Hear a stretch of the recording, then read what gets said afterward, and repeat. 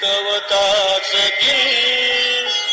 नाम नुरे तमाचे क्षितिजारी लाल रवी बिंबसाचे वायुवरी स्वार कलरव खगांचे पडती शब्द कानी चिंतनाचे कानी चिंतनाचे. कला खरोखर मनुष्य ही ईश्वराची एक महान कलाकृतीच म्हणावी लागेल. प्रत्येकामध्ये कोणत्या ना कोणत्या विशेष गुणाची योजना देखील नियतीनं जन्मतःच केली आहे आणि हा विशेष गुण म्हणजेच माझ्या मते कला.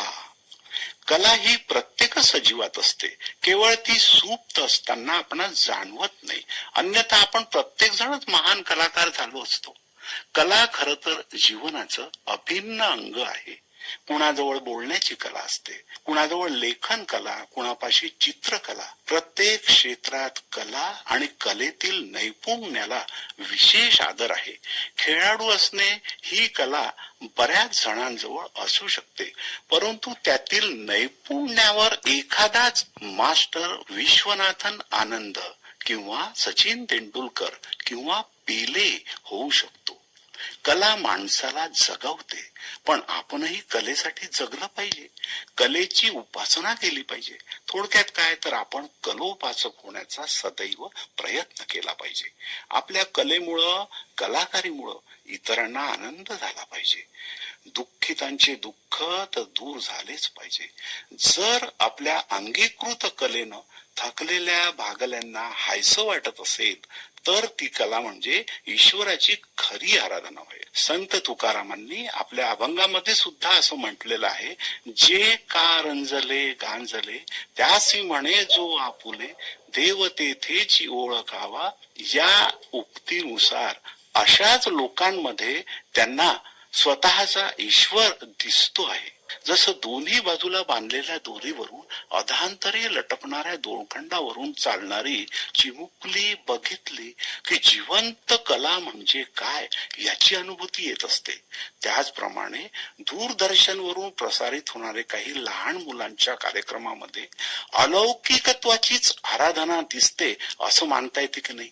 प्रत्येकच कलेचा पूर्ण विराम म्हणजे शांती, चिर शांती, अगदी विश्वनियंताच्या ठायी असणारी.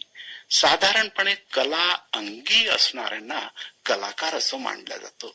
या कलाकारांनी केवळ स्वतःचा आणि स्वतःच्या उत्कर्षाचाच विचार करता कामा नये, तर आपल्या कलेचा मानव कल्याणार्थ कसा उपयोग करून घेता येईल ते पाहावं. यामुळेच कलेमध्ये जिवंतपणा येतो. अन्यथा कला असूनही तो मृतवत असतो. माणसाला मरणाच्या दाढीतूनही सोडवते ती कला. स्वतः सोबतच इतरांनाही आनंदात न्हाऊन काढते ती कला. कला जीवन फुलवते.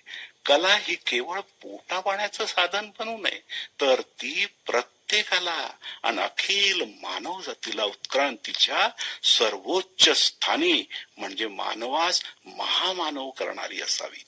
कला कुणाच्याही ठायी असो, तिचा योग्य तो मान सन्मान झाला पाहिजे.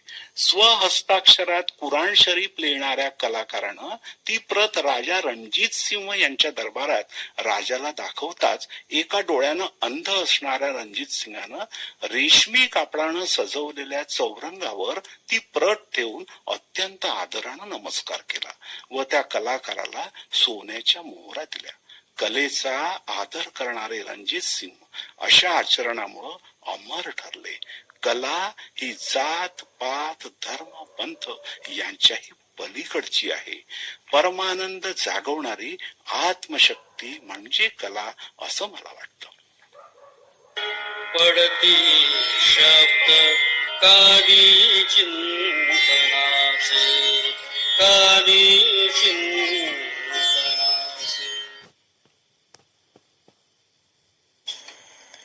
श्रोतेहो चिंतन या कार्यक्रमात आज आपण ऐकत होतात प्राध्यापक रवींद्र गिमोणकर यांचे कला याविषयीचे विचार